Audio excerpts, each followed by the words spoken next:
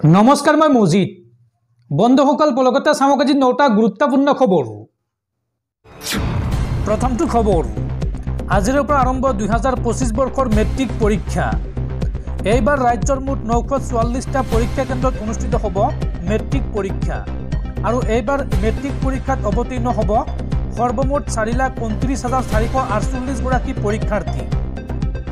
আৰু ইয়াৰে ভিতৰত 1,90,653 জন ছাত্ৰ আৰু 2,38,795 গৰাকী ছাত্ৰী।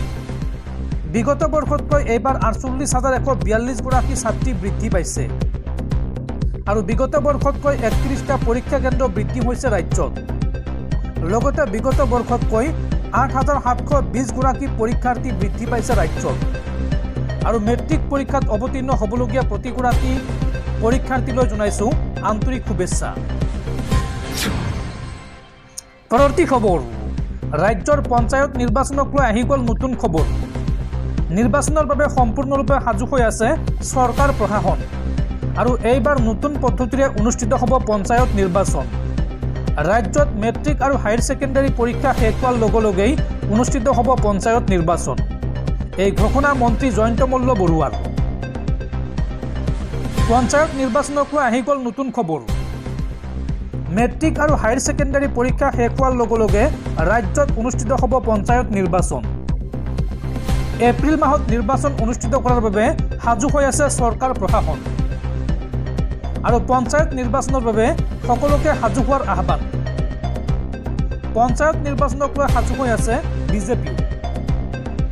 মন্ত্ৰী জয়ন্ত মল্ল বৰুৱাৰ পঞ্চায়ত নিৰ্বাচনক লৈ এই বৃহৎ ঘোষণা। পৰৱৰ্তী খবৰ, ৰাজ্যৰ লাখ লাখ শিক্ষাৰ্থীলৈ জৰুৰী খবৰ। ৰাজ্যত সলনি হ'ব শিক্ষা ব্যৱস্থা। পৰীক্ষাত এতিয়াৰ পৰা নাথাকিব নম্বৰ। আৰু নম্বৰৰ সলনি শীঘ্ৰেই প্ৰৱৰ্তন হ'ব তৰা বা ষ্টাৰৰ ব্যৱস্থা। শিক্ষাৰ্থীয়ে কিমান নম্বৰ পাব সেয়া তৰাৰ জৰিয়তে বা ষ্টাৰৰ জৰিয়তে নিৰূপণ কৰা হ'ব। ৰাজ্যত শীঘ্ৰেই আমূল পৰিৱৰ্তন হ'ব শিক্ষা ব্যৱস্থাত। নতুন শিক্ষানীতিৰ আধাৰত ৰাজ্যত প্ৰৱৰ্তন হ'ব নম্বৰবিহীন শিক্ষা। নম্বৰৰ সলনি তৰাৰ চিহ্নৰে চিহ্নিত হ'ব শিক্ষাৰ্থীৰ অগ্ৰগতি। NEP 2020ৰ আধাৰত পোন প্ৰথমবাৰৰ বাবে ৰাজ্যত আৰম্ভ হ'ব নম্বৰবিহীন শিক্ষা।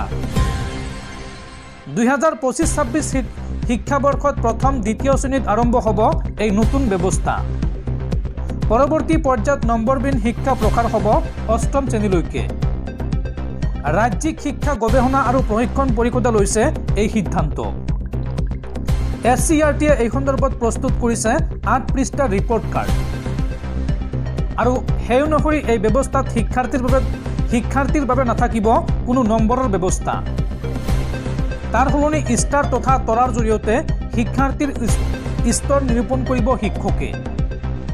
যেনে বুনিয়াদী জ্ঞানৰ ক্ষেত্ৰত শিক্ষাৰ্থীক শিক্ষকৰ প্ৰয়োজন হ'লে দিয়া হ'ব এটা তৰা। কিছু পৰিমাণে বুনিয়াদী জ্ঞান আহৰণ কৰিলে শিক্ষাৰ্থীক দিয়া হ'ব 2টা তৰা। আৰু যি শিক্ষাৰ্থীক শিক্ষকৰ প্ৰয়োজন নহ'ব সেই শিক্ষাৰ্থীয়ে লাভ কৰিব 3টা তৰা বা 3 ষ্টাৰ। আৰু এইদৰে ৰাজ্যত শীঘ্ৰেই আমূল পৰিৱৰ্তন হ'ব শিক্ষা ব্যৱস্থাত। দৰ্শকসকল, আৰু বহুতো গুৰুত্বপূৰ্ণ খবৰ আছে। তাৰ আগতে আপোনাক জনাওঁ যে যদি আপুনি এতিয়ালৈকে এইটো ভিডিঅ'ত লাইক কৰা নাই তেন্তে এতিয়াই ভিডিঅ'টোত লাইক কৰি দিয়ক। আৰু এনেকুৱা ধৰণৰ ভিডিঅ'সমূহ নিতৌ চাবলৈ চেনেলটো ছাবস্ক্ৰাইব কৰি কাষত থকা বেল আইকনটো প্ৰেছ কৰি ৰাখক। পৰৱৰ্তী খবৰ, সাৱধান ৰাজ্যবাসী। প্ৰচণ্ড শীতৰ মাজতে ৰাজ্যত আগন্তুক 24 ঘণ্টাত আহিব পাৰে প্ৰচণ্ড ধুমুহা বৰষুণ। এই সন্দৰ্ভত বতৰ বিজ্ঞান কেন্দ্ৰৰ এলাৰ্ট জাৰি। উজনি অসমত বৃহস্পতিবাৰৰ পৰা ধুমুহা বৰষুণৰ ফলত বিস্তৰ ক্ষতিসাধন। ৰাজ্যজুৰি বতৰ লৈছে কালৰূপ। আৰু তাৰ মাজতে পুনৰবাৰ বতৰ বিজ্ঞান কেন্দ্ৰৰ এলাৰ্ট জাৰি। ৰাজ্যজুৰি বতৰ লৈছে কালৰূপ। ৰাজ্যৰ ঠায়ে ঠায়ে মুখলধাৰ বৰষুণ। ৰাজ্যৰ প্ৰান্তে প্ৰান্তে ধুমুহা শিলাবৃষ্টি। আৰু এই ভয়ংকৰ ধুমুহা বৰষুণৰ ফলত ৰাজ্যৰ কিছু কিছু প্ৰান্তত ব্যাহত হৈ পৰিছে যাতায়াত ব্যৱস্থা। আৰু আগন্তুক কেইবাদিনলৈ ৰাজ্যত বতৰ ল'ব কালৰূপ। ভয়ংকৰ ধুমুহাই কালৰূপ লোৱাৰ আশংকা ৰাজ্যত। সকলোকে সতৰ্ক হৈ থকাৰ আহ্বান বতৰ বিজ্ঞান কেন্দ্ৰৰ। আৰু এই সন্দৰ্ভত ৰাজ্যৰ কেইবাখনো জিলাত জাৰি কৰা হৈছে এলাৰ্ট। অসমৰ কোন কোন জিলাত এলাৰ্ট জাৰি কৰা হৈছে চাওঁ আহক।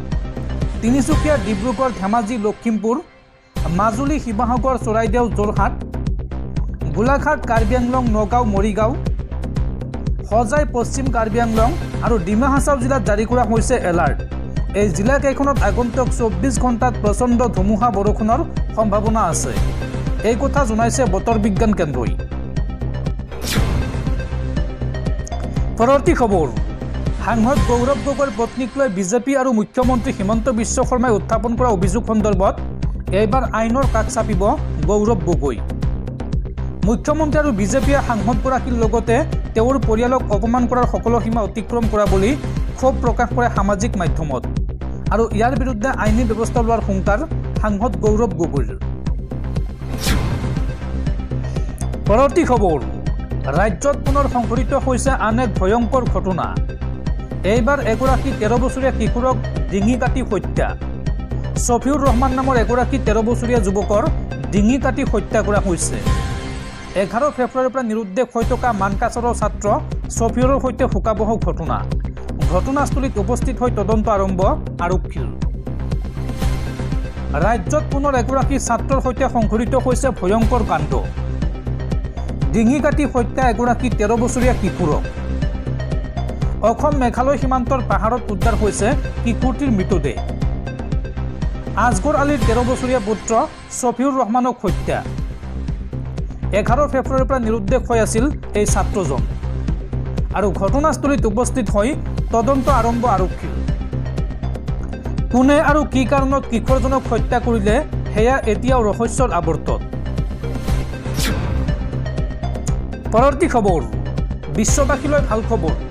অহা 19 মাৰ্চত পৃথিৱীলৈ উভতি আহিব মহাকাশত আবদ্ধ হৈ থকা মহাকাশচাৰী সুনিতা উইলিয়ামছ আৰু তেওঁৰ সতীৰ্থ।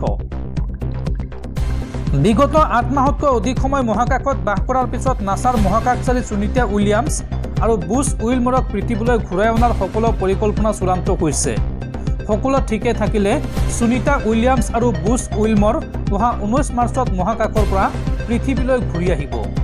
উল্লেখযোগ্য যে 8 দিনৰ বাবে মহাকাশলৈ যোৱা এই দুই মহাকাশচাৰীয়ে বিগত 8 মাহ অতিক্ৰম কৰিলে মহাকাশত আৰু ইয়াৰ মাজতে আন্তৰ্জাতিক মহাকাশ ষ্টেচনৰ বাহিৰত মহাকাশত 5 ঘণ্টা সময় থাকি ৰেকৰ্ড কৰিছিল সুনিতা আৰু বুছে।